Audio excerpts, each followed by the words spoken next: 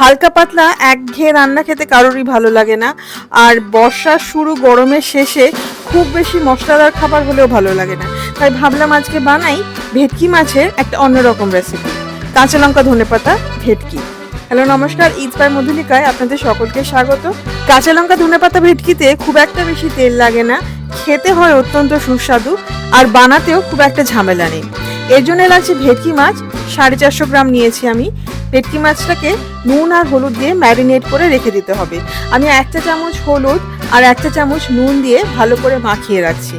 কড়াইয়ের গায়ে মাছ ভাজার সময় মাছটা লেগে যেতে চায়, হলুদটা একটু বেশি দিলে কিন্তু সেটা হয় না, তাই আমি হলুদটা আজকাল একটু বেশি দিয়ে থাকি।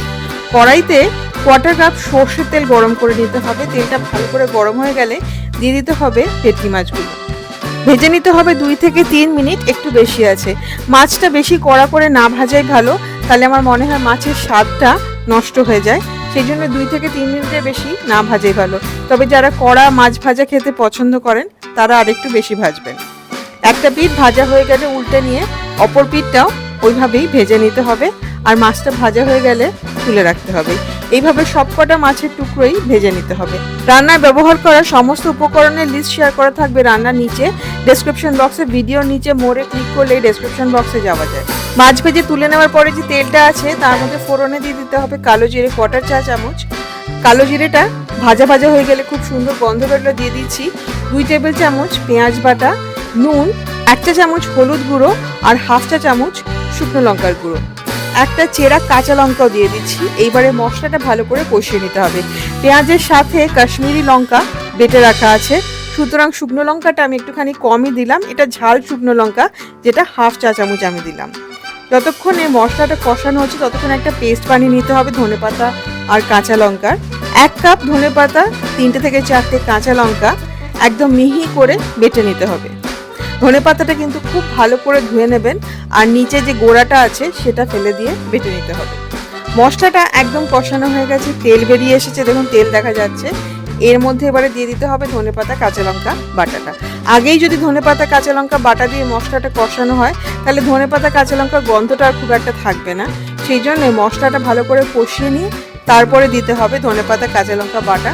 ধনেপাতা কাঁচা লঙ্কাটা দিয়েও আরেকবার কষিয়ে নিতে হবে। দেখুন খুব সুন্দর করে কষানো হয়ে গেছে। এর মধ্যে দিয়ে দিতে হবে চালের গুঁড়ো। এই চালের গুঁড়োটা ঝোলটাকে একটুখানি ঘন করবে, খুব পাতলা ঝোল হলে কিন্তু এটা খেতে ভালো লাগে না। সেই জন্য 1 চা চামচ চালের গুঁড়ো দিয়ে মশলার সাথে 2-3 মিনিট মতো ভেজে নিতে হবে। তারপরে দিয়ে দিতে হবে 1/2 কাপ জল। এই ঝোলটা কিন্তু একটু ঘন হবে, সেই জন্য আমি খুব একটা বেশি জল দিলাম না। ঝোলটা ফুটে উঠলে দিয়ে দিতে হবে ভেজে রাখা মাছগুলো। প্লেটের মধ্যে মাছ ভাজার যে তেলটুকু ছিল সেটাও কাচিয়ে দিয়ে দিচ্ছি। ঢেকে রান্না করতে হবে 4 থেকে 5 মিনিট, একদম কম আছে। ভেটকি মাছ খুব একটা বেশি রান্না করলে, খুব বেশি সিদ্ধ করে ফেললে কিন্তু একদম ভেঙে যায়, সুতরাং 4 থেকে 5 মিনিটের বেশি রান্না না করাই ভালো। দেখুন উপরে তেল ভেসে উঠেছে, গ্যাসটা বন্ধ করে দিয়ে রান্নাটা শেষ করতে হবে। বেশ কয়েকটা কাঁচা লঙ্কা ছড়িয়ে দিয়ে আর 2 টেবিল চামচ মতো কাঁচা সর্ষের তেল ছড়িয়ে দিয়ে ভালো করে মিশিয়ে ঢেকে রেখে দেবেন 15 মিনিট। সার্ভ করবেন গরম গরম ভাতের সাথে।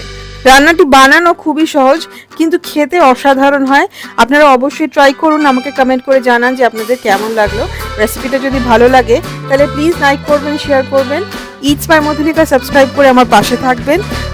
সাবস্ক্রাইব করার সময় বেল আইকনটি প্রেস করলে আমি যখনই কোনো রেসিপি পোস্ট করব প্রথম নোটিফিকেশন আপনার কাছেই যাবে। ভালো থাকবেন, দেখা হচ্ছে খুব শিগগির একটি নতুন রেসিপির সাথে। Happy cooking, thank you.